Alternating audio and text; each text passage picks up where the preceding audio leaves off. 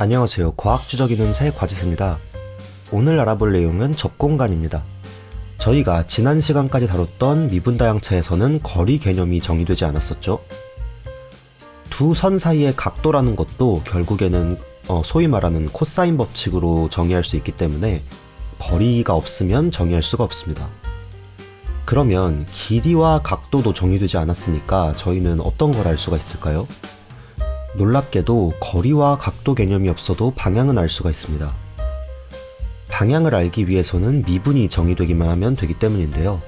예를 들어서 친숙한 유클리드 2차원 공간, 그러니까 좌표 평면을 기준으로 어떤 s라는 맥의 변수가 있어서 xs, ys라는 두 개의 좌표로 표현되는 곡선이 있다고 생각해 볼게요.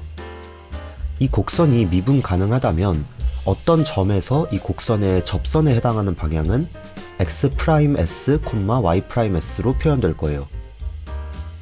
이 접선의 방향을 곧 이 곡선의 방향이라고 생각할 수 있으니까 미분이 있으면 방향 벡터라는 걸 정의할 수가 있는 거죠.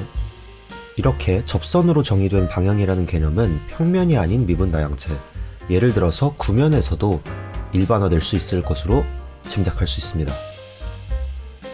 그러면 어떤 다양체가 있을 때 그 다양체 위에 한 점에서 갈 수 있는 모든 방향을 생각해보면 2차원 다양체에서는 이렇게 뭔가 적평면이 될 것 같고요. 그리고 1차원 다양체에서는 이렇게 접선이 될 것 같죠. 평면이나 직선이라 뭔가 벡터 공간을 연상시키는 단어들이네요. 이렇게 한 점 P에서 갈 수 있는 모든 방향을 모아둔 공간을 기호로는 TPM이라고 쓰고 접공간이라고 표현을 합니다. 아까 짐작했듯이 이 접공간은 벡터 공간이 된다는 걸 알 수가 있어요. 유클리드 공간에서 어떤 곡선의 접선이 벡터로 표현되는 것과 어느 정도 일맥상통한다고 볼 수 있겠습니다. 그런데 이 방향이라는 개념을 아직 명확하게 정의를 하지 않았었죠. 방향이라는 개념을 정의하는 전통적인 방법이 여러 가지가 있는데, 하나는 곡선의 동치 관계를 활용하는 거예요. 예를 들어서 이렇게 한 점에서 뭔가 접하는 두 개의 곡선이 있다면 이 곡선은 그 점에서 같은 방향을 가리키는 거라고 할 수가 있겠죠. 특히 이 곡선이 아까 봤던 유클리드 공간 위에 곡선처럼 어떤 변수로 매개화되어 있다면 예를 들면 그 변수를 시간이라고 보면 시간에 따라서 그 점의 위치를 표현하는 거라고 할 수가 있겠네요. 그러면 그 한 점에서 두 곡선에 의해서 표현된 궤적의 속도가 같다면 그 두 곡선을 동치 관계에 있다고 볼 수가 있겠습니다. 이런 식으로 이제 방향을 정의하는 방법이 있고요. 또 하나의 방법은 미분 연산자를 활용하는 것인데요. 아까처럼 이 곡선이 s라는 맥의 변수로 표현되었다고 생각해 볼게요. 만약에 이 곡면, 그러니까 다양체 위에 어떤 함수 f가 정의되어 있다고 생각해 봅시다.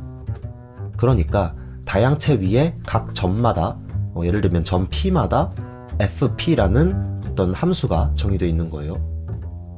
그러면 이 P를 감마 S로 대응을 시키고, 그러니까 f 감마 S라는 어떤 합성함수가 있다고 생각했을 때 이 함수를 S로 미분을 하면 그 결과를 f의 점 P에서의 방향 미분으로 생각하는 거예요. 유클리드 공간에서는 이게 체인롤 같은 걸로 증명할 수가 있는데, 이거를 방향의 정의로 사용을 하게 되는 겁니다. 여러분들이 어떤 정의를 사용하시던 간에 결국에는 이 접공간이 벡터 공간이 된다는 사실을 확인할 수가 있고요. 그리고 또 중요한 사실은 원래 다양체의 차원과 접공간의 차원은 같다는 사실입니다. 아까 위에서도 2차원 다양체의 어떤 한 점에서의 방향은 평면으로 표현이 되고 1차원 다양체의 한 점에서의 방향은 직선으로 표현이 되는 것과 같은 뜻이라고 할 수 있습니다. 자, 이제 공간이 있으니까 그 공간의 원소를 살펴봐야겠죠? 접공간의 원소를 접벡터 혹은 탄젠트 벡터라고 표현을 하고요. 접벡터를 쓸 때는 저는 이렇게 VA처럼 위첨자를 이용해서 표기를 할 거예요. 이 위첨자 A는 표기법에 불과하고 나중에 보시면 아시겠지만 이게 어떤 좌표나 이런 거를 표현하지는 않을 예정이에요. 그냥 이렇게 위에다가 아무 알파벳이나 적어서 일단 접벡터라는 사실을 표현하도록 하겠습니다. 벡터 공간 영상에서 언급했듯이 벡터 공간 하면 또 빠질 수 없는 내용이 선형 변환, 선형 사상이죠.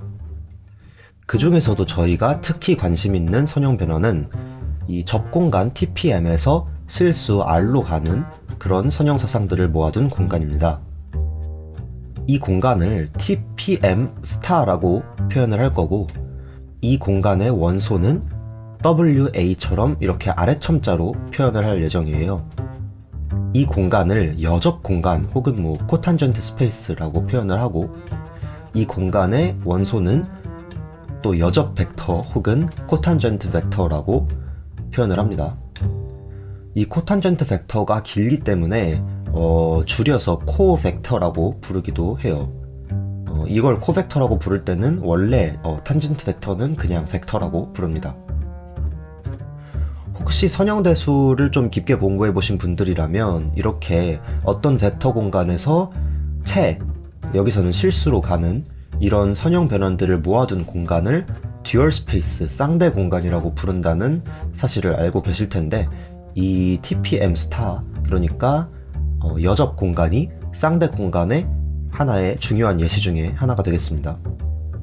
말씀드렸다시피 이 코벡터는 결국에는 벡터를 실수로 보내는 함수이기 때문에 코벡터 WA에 벡터 VB를 이렇게 함수 인자로 넣어주면 어떤 실수가 되겠죠.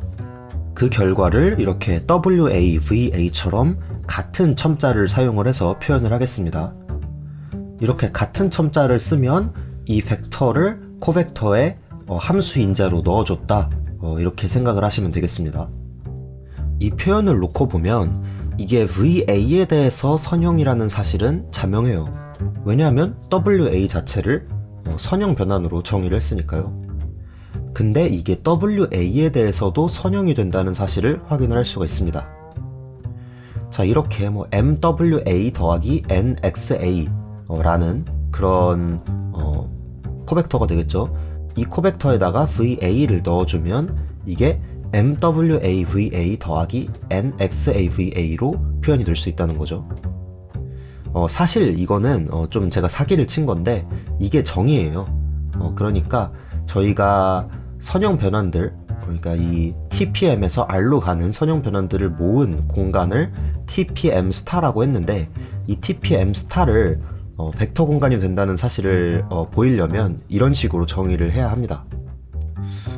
네, 아무튼 간에 저희는 또 다른 벡터 공간을 얻게 되는 거예요. 또 중요한 사실은 이렇게 정의한 코탄전트 스페이스 역시 아까 봤던 원래 다양체의 차원, 그리고 탄전트 스페이스의 차원과 같다는 사실입니다. 자, 다시 아까 WAVA에 대한 이야기로 돌아가 볼게요. WAVA가 VA의 선형이기 때문에 결국에는 이 WA가 VA를 실수로 보내는 선형 변환으로 생각할 수가 있었죠. 그러면 반대로 말해서 WAVA가 WA에 대해서 선형이기 때문에 WA를 WAVA로 보내는 함수를 생각하면 이게 또 선형 변환이 된다는 겁니다. 이거를 공간으로 써보자면 TPM 스타에서 R로 가는 어떤 선형 변환이 되겠죠.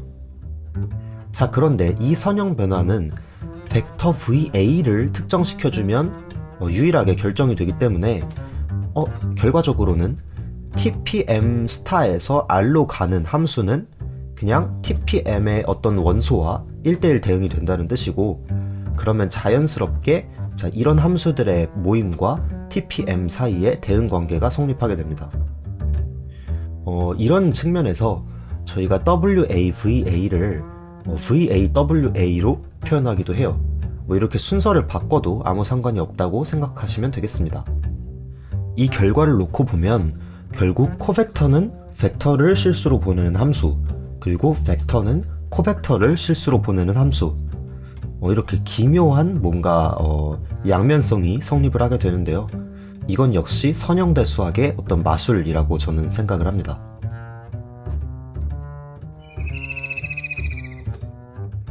다음으로는 다중선형 사상에 대해서 이야기를 해보겠습니다.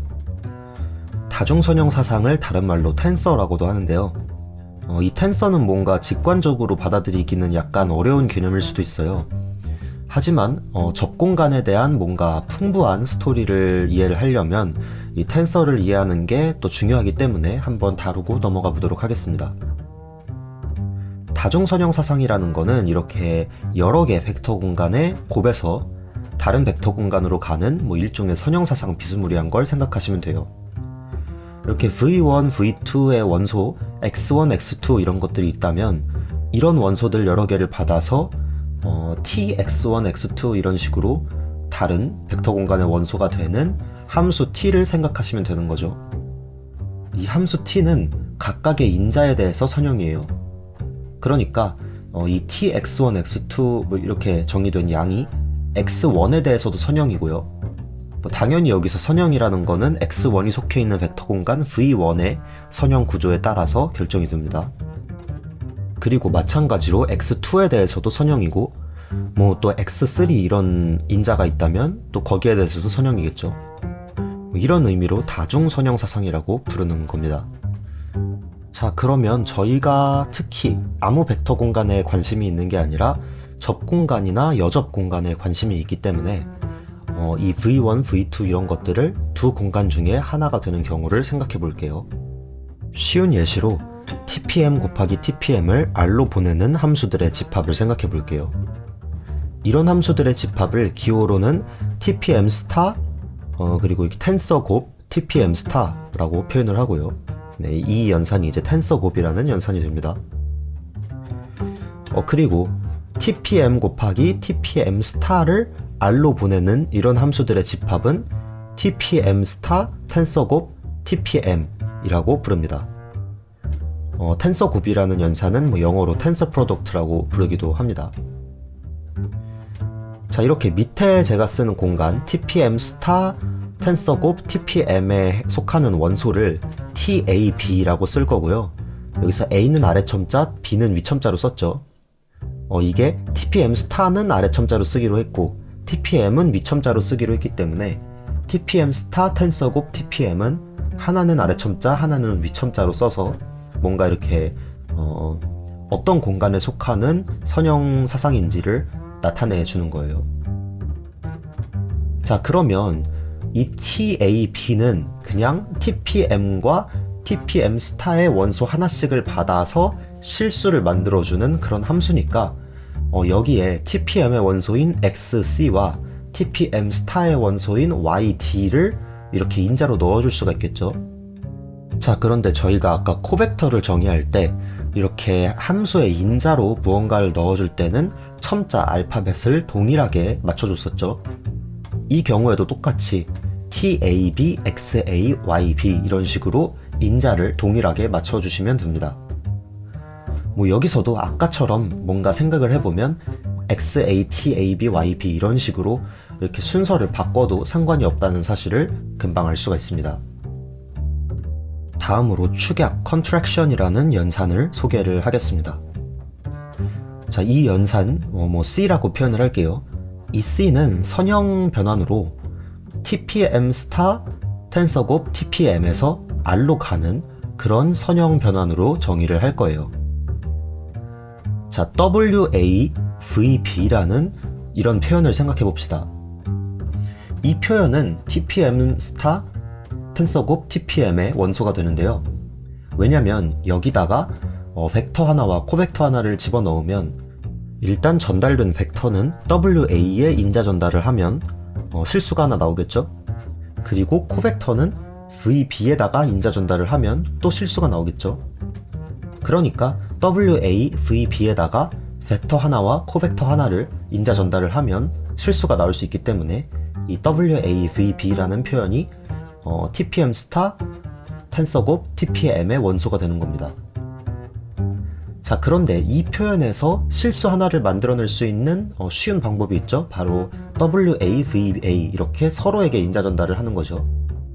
자, 그러니까 TPM 스타 텐서 곱 TPM에서 실수로 가는 이런 선형 사상들 중에서 WAVB를 WAVA로 보내는 이런 선형 사상들을 생각해 볼 수가 있겠죠. 놀랍게도 이런 선형 사상은 유일합니다. 그리고 그걸 축약 컨트랙션이라고 부를 거예요. 자, 그러면 TAB라는 텐서를 컨트랙션 축약을 하면 그 결과를 TAA, 그러니까 같은 인덱스를 또 반복을 해서 표현을 하겠습니다. 이거는 WAVB를 WAVA로 보내는 거니까 뭔가 그런 비슷한 형태로 표현을 한다고 보시면 될 것 같아요.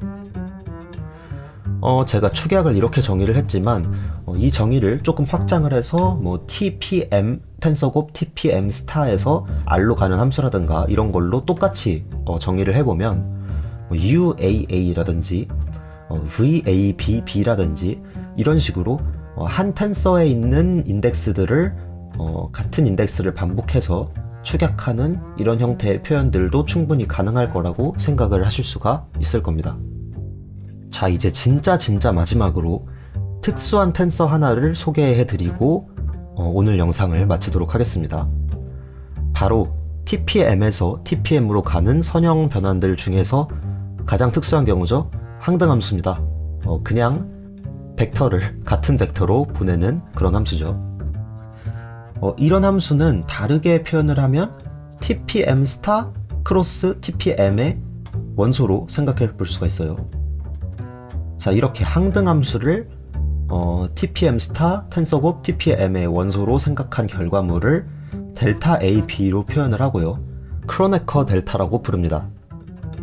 결국에는 이 크로네커 델타는 그냥 벡터를 자기 자신으로 보내는 항등함수를 좀 다른 공간에서 생각한 결과물이기 때문에 이렇게 크로네커 델타에다가 어떤 벡터 VA를 인수 전달을 하면 그냥 똑같은 벡터 VB가 나와야겠죠?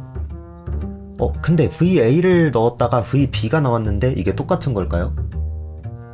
저희가 아까 말씀드렸다시피 이 인덱스 위첨자, 아래첨자들은 이게 어떤 벡터냐, 어떤 텐서냐, 그 벡터나 텐서가 속한 공간이 어떤 것인지를 나타내주는 그런 표기법이었기 때문에 이 인덱스 자체가 어떤 알파벳으로 구성되어 있는지는 별로 중요하지가 않아요. 하지만 이 표기법에 대한 규칙이 이런 식으로 인자 전달을 하지 않고 남아있는 그런 인덱스를 좌변과 우변이 똑같게 맞춰주는 게 약속입니다. 자, 마찬가지로 TPM에서 TPM으로 가는 항등함수가 아니라 TPM 스타에서 TPM 스타로 가는 항등함수 같은 걸 생각해 볼 수가 있겠죠. 그러면 그런 항등함수는 TPM 텐서곱 TPM 스타의 원소가 될 텐데요. 이건 역시 이렇게 인자의 순서만 바꾼 크로네커 델타인 델타 AB로 표현을 합니다. 이렇게 제가 지금까지 첨자를 이용해서 벡터나 텐서가 어떤 공간에 있는지를 표기해주는 그런 표기법을 사용을 했는데요. 이 표기법에 대해서 더 자세히 알고 싶으신 분들은 추상지표 표기법, 영어로는 Abstract Index Notation 이라는 거를 찾아보시면 좋을 것 같아요. 이런 추상지표 표기법을 사용하지 않는다면 예를 들어서 TAB, VA, WB를 이렇게 TVW처럼 저희에게 익숙한 함수 표기법으로 표현을 하기도 하는데요. 이렇게 표현을 하면 각각의 여기서 나오는 대상들 T, V, W 이런 것들이 어떤 공간에 속해 있는지를 정확하게 알기가 어려워요. 그리고 이렇게 접공간을 다룰 때는 이게 접벡터인지 여접 벡터인지 이런 거를 구분하는 게 중요하기 때문에 이렇게 인덱스 없이 표기를 하는 게 저는 좀 헷갈리더라고요. 그리고 이 Abstract Index Notation과 밀접한 관련이 있는 또 표기법 중에 하나가 아인슈타인 합이라는 표기법인데요. 자, 이 표기법과 Abstract Index Notation이 겉보기에는 굉장히 똑같아 보이는데 크게 중요하게 다른 점은 아인슈타인 합에서는 VAWA에서의 이 A를 좌표 표현으로 생각을 하고 그래서 이렇게 똑같은 좌표가 반복이 되면 V1W1 더하기 V2W2 더하기 이런 식으로 다양체가 총 n차원 공간이라면 A를 1부터 n까지 이렇게 더하는 걸로 해석을 한다는 점이에요. 이런 아인슈타인 합 표기법을 사용하면 일단 장점으로는 좌표계가 특정됐을 때 계산을 쉽게 할 수 있다는 점이고 또 두 번째는 아까 설명드린 축약 컨트랙션을 설명하기가 좀 더 직관적이에요. 그런데 제 생각에는 일단 아인슈타인 합표기법이 뭔가 좌표계에 직접적으로 의존한다는 점에서 좀 깔끔하지가 못하고, 또 나중에 직교 프레임이라든지 이런 좀 복잡한 계산을 할 때는 이런 인덱스들이 약간 헷갈릴 때가 있더라고요. 특히 계산이 쉽다는 1번 장점은 뭐 이게 표기법을 약간 남용하는 결과일 수도 있지만, 추상지표 표기법을 사용을 한 다음에 그 결과가 아인슈타인 합표기법과 정말 똑같이 생겼기 때문에 나중에 이런 식으로 아인슈타인 합표기법을 적용을 해서 계산을 하면 되는 그런 부분도 있습니다. 이 외에도 제가 사용하는 뭐 수학적인 노테이션들이 있는데 이런 거를 정리하는 영상도 나중에 만들어 보면 또 좋을 것 같네요. 자, 오늘 영상도 재미있고 유익하셨다면 좋아요와 구독 한 번씩 눌러주시고요. 저는 또 다른 영상으로 찾아뵙도록 하겠습니다. 그럼 다음에 봐요.